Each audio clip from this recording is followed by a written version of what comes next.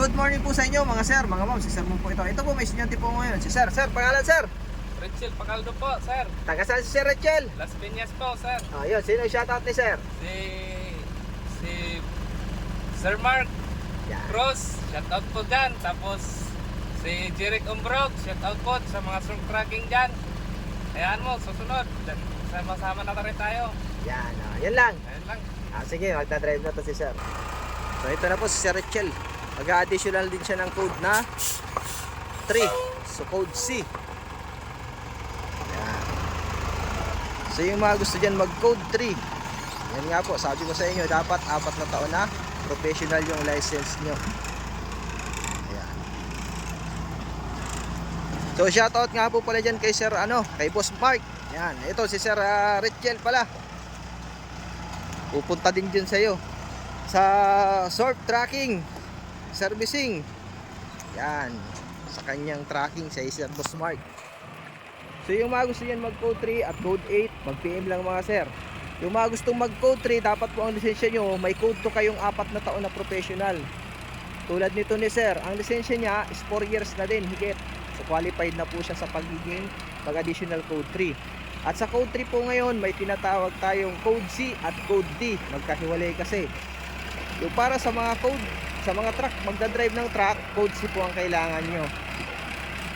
Yung straight truck. At para naman sa mga bus, dapat code D po ang kunin nyo.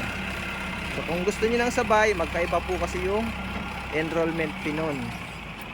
So mag PM lang po mga sir. Yan.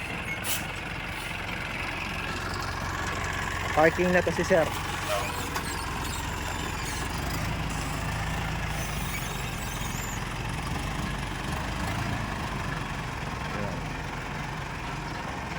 Ayan naman si sir.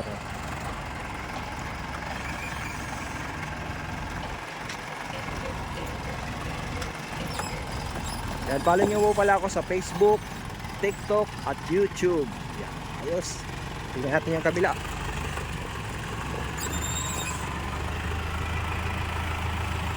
Dapat mahusay sa side mirror dito mga sir. Atras pa. Yun. Up, brake. So yun, si Boss Mark, madami din napapunta sa akin ditong tao yun, mga driver niya. Tulad nito si Sir Rachel, babalik yata ito kay Boss Mark. Parallel parking naman ang gagawin ni Sir. Sir. Okay, atras.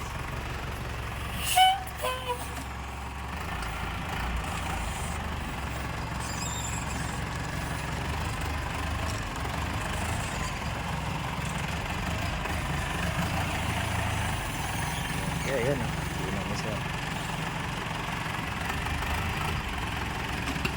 Sige pa, itras.